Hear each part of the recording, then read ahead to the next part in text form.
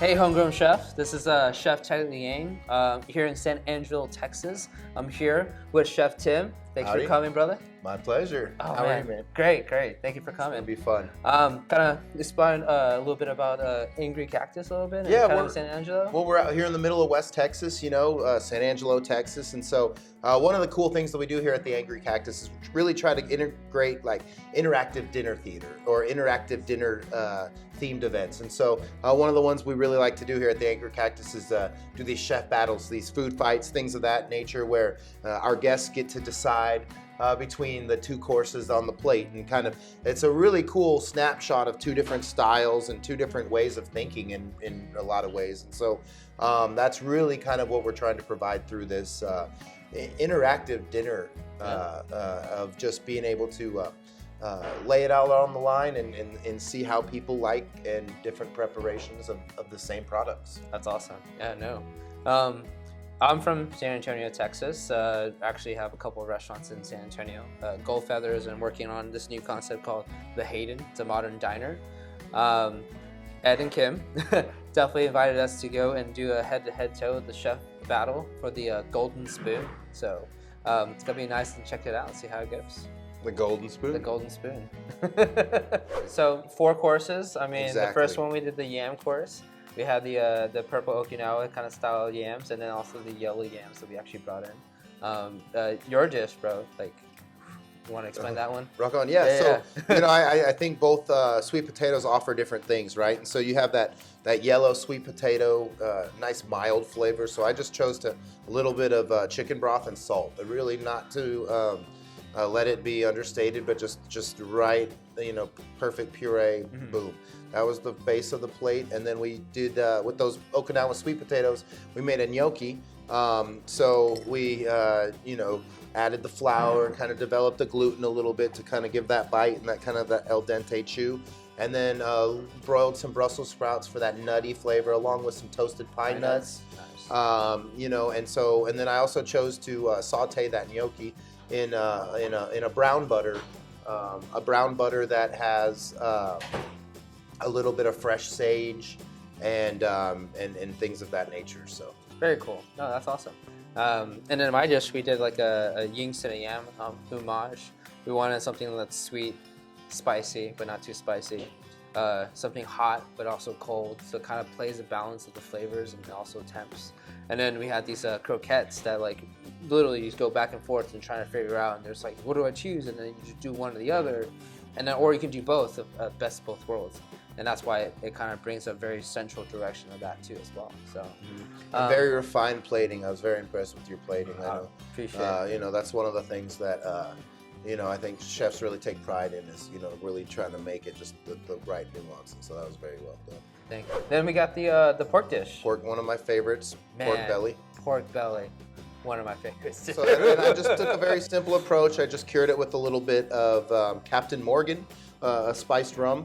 And then we just cured that for like 24 hours under a little press with a little bit more salt and sugar. And then we rinsed that off and we just kind of braised it for a few hours. Took that liquid that came off of the braise, a little bit of brown sugar, made it into kind of a reduction.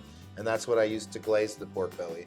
And then we just took a little bit of chicharron, just some fried pork skins with a little bit of cinnamon and cardamom. To kind of reflect that spiced rum flavor, kind of those spices of anise and different things like that. So just kind of very simple, and apple chutney, just to kind of, Captain Morgan, a little apple chutney. You don't have to reinvent the wheel, just classic. Pork and apples, bro. That's all it is. That's always. And I took a rendition of it. I did it like more of a my culture of Taiwanese kick to a Texas, vibe. We grilled it, smoked it with mesquite, then braised it, then poached it, and then we steamed it just to kind of balance it off. Literally came in at 2 o'clock, drove in town, started the fire, all the way through today to service until 7, and then we rocked it out from that. And it's just like a nice luscious flavor with the ponzu sauce.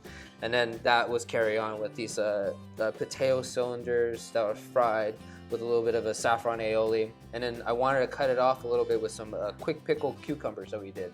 Some garlic flavor that kind of bounced it off. And then we had these we had these saffron tuiles just to kind of hide it out. We wanted to homage the flavors and colors that goes with that too as well. And then the lamb course, man. I just chose kind of more of a South American style, so I used some cumin, some garlic, a little bit of local thyme and rosemary, just kind of, just some basic herbs, and just a really solid sear, in the oven, just a nice hot roast, kind of break down the fat on the outside of that lamb. And we did touch it off just a little bit on the grill as well, to kind of get that extra char. And then served it with a quinoa corn cake and a little aji that had a nice amount of avocado, a little bit of mint, cilantro, and then a touch of lime, and just to kind of give some acidity.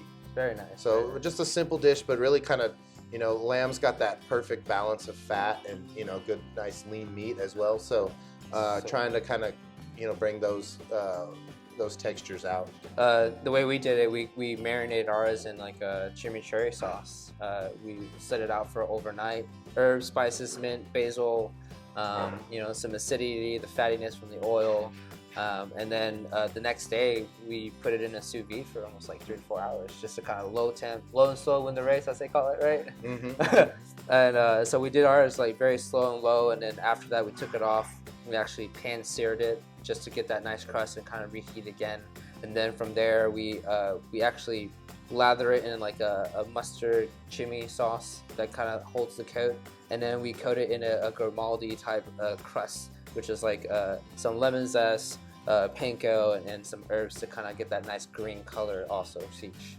And then adding on to that, we played on floating on the cloud. And so we had it on this forbidden black risotto rice with a curry sauce at the bottom. And then we did beet foam to play off the cloud. So then after that, we played it on there. It looks like it was floating. There you go. So it was a nice touch. And then last course, oh my gosh. Stone fruit. Woo! That was fun. Yeah, so I used 2 different stone fruit. We used the pear as well as apricot. And so I just made a simple little 3-ingredient sponge cake. And we reduced down a little Prosecco, some sugar, and a touch of pear puree. And that's what I moistened the cake with. And just a little cream cheese and that same pear puree, just to kind of give some texture. Kind of had almost a ricotta kind of texture with the pear in it. Yeah. And then just a honey roasted apricot over the top, very simple. Kind of just roasted to a nice little moist kind of just texture. And they were very simple and nothing too complicated. Very nice. We did ours like poached pear in a Sauvignon Blanc with a little bit of honey and charred ginger. That's actually our stone fruit. And we had a little bit of a rum whip that we actually did at the bottom with a little vanilla touch. And had a chocolate granola on the bottom. And then some blueberry compost daubs that we actually put on there. With some meringue shards we actually put on, so kind of get that little extra texture back and forth. And so the funniest thing is that the whole entire dish from the beginning to the end. One thing everyone should know is I love beets. Beets is kind of a thing for me, and it's always been something that you can always play around with. And I've always tried to incorporate beets to most of my dishes, and that's when you know. And so this last course, what I did was I made a rose petal beet that was actually just homage, so it has like a nice touch to it with the coloration. And it was soft, like a rose petal. The texture was just nice and velvety kind of direction. And we pickled it, so it has like nice acidity too. So it balanced really well for that dish. Nice. So it was fun. So really to be able to kind of work in the same 4 walls with another chef and another team, it's really inspiring because there's a lot of people in our industry that are really passionate and really love to kind of do the things that we do in our industry. And so to see people from 3 hours away doing it at a very high level is inspiring, because it's just something that we all strive for. And so it's really kind of cool, humbling, and we really love doing these things at the Angry Cactus because, we're out here in the middle of West Texas. And so, one of my big things is really to push the culinary scene here locally. And so these are the type of events that really do that, and we're really proud of that. Yeah, I love the fact that, the people that come to these type of dinners, You know, they're coming not to just eat and consume food. They're here for an experience. They're here to understand different styles of food, different cooking techniques. And what's really cool is they're here to learn and to experience what we do as a profession. My best way to take away from this is that, you know, there's so many things happening around this world and this whole pandemic situation. And as chefs, we want to showcase, we want to do some cool, fun directions in our culinary expectations. And, you know, this is sometimes if you have that effort, the time, and the needs and the means, it's something to look forward to. All right, so the winner of the 2020 food fight hosted by the Angry Cactus is Chef Teddy. Thank you. So this is kind of a cool homage to the whole chef culinary direction. As you guys know, during the pandemic and what's happening so far, and as we kind of move on in time, we've been focusing on just kind of creating meals just for the restaurants, just for the people in the cities and times. But we also kind of forgot a little bit of culinary expectations and directions that we want to do. And, you know, Chef Tim over here, hosting over here, and thank you guys over here, and please applause for Tim over here for setting this up and getting everything worked out.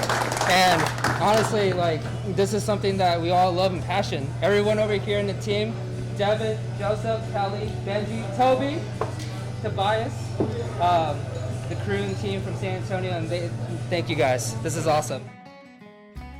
So this is taking it back to San Antonio, Texas.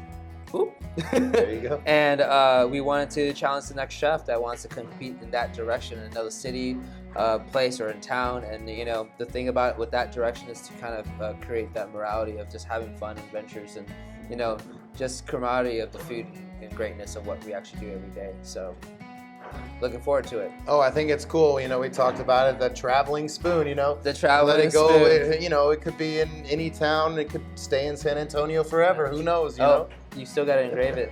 Yeah, we're going to gotta definitely engrave it have in to the do back. that. We're going to have to do that for sure. Thank you, Chef. Only cooler. Exactly. Only cooler Only and gold. colder. Chef, thank you so All much. right. My pleasure. Appreciate you. All right, take care of that spoon for me. Oh, it's definitely going to be passed down. All right. One more time, action. Action. What's going on? This is Teddy Liang, about to do the battle. Doing the battle for the Golden Spoon, rocking it out with San Antonio representing. 210, how we go. Oh yeah, that's a good shot. Hold on.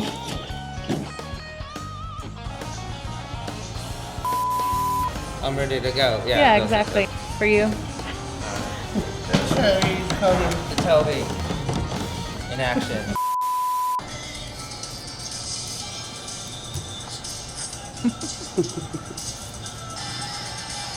I know what you do that come from.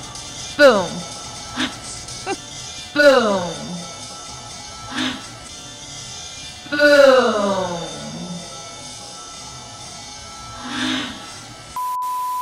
It's a really, really big kitchen. Did I say really big kitchen? Real big kitchen. I got no pig. Big, grande, grande. You excited about tonight? Oh yeah, oh yes. It's a night to remember, I'll tell you that. Cool. And cut.